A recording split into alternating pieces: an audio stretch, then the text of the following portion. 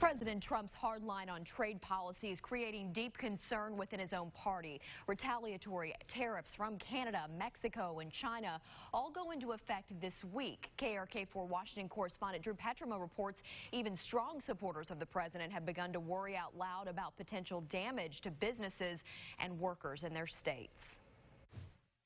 The president's supporters here in Congress were inclined to give the president leeway to use tactics to negotiate trade deals. But as worries of a trade war increase, the supporters are getting nervous. President Trump's trade policy is wearing thin on some of his strongest supporters, like Alabama Republican Congressman Bradley Byrne. And we're getting close to the point where this may actually start hurting workers in Alabama. On Sunday, new tariffs on U.S. exports to Canada went into effect.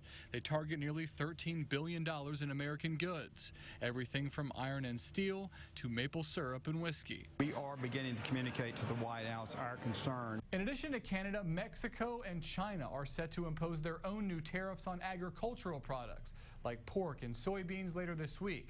The three countries say they're retaliating for President Trump's tariffs. Peter Navarro is one of the president's top trade advisors. This president is going to do what needs to be done, and he will have the backs of Americans. But Tennessee Senator Lamar Alexander says the administration's tactics are harming his state. He points to the decision to delay the expansion of an appliance manufacturing plant because of the tariffs.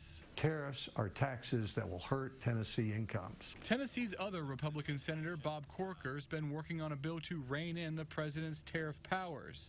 It hasn't appeared to me they have much of a plan. It's kind of an emotional, whatever they are thinking that day kind of thing. But the Trump administration insists current trade deals favor foreign countries and that the hardline stance is part of the effort to change that.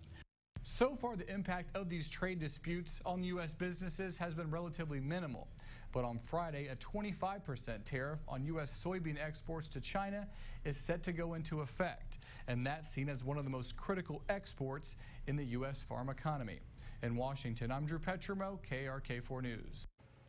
And now let's take a look at how Arkansas could be impacted by a global trade war. According to the U.S. Chamber of Commerce, $339 million worth of exports in the natural state could be threatened. Here's how that breaks down. Arkansas exports over $200 million to Canada, more than $90 million goes to Mexico, and more than $20 million to China and Europe. The hardest hit products would be iron, steel, and paper.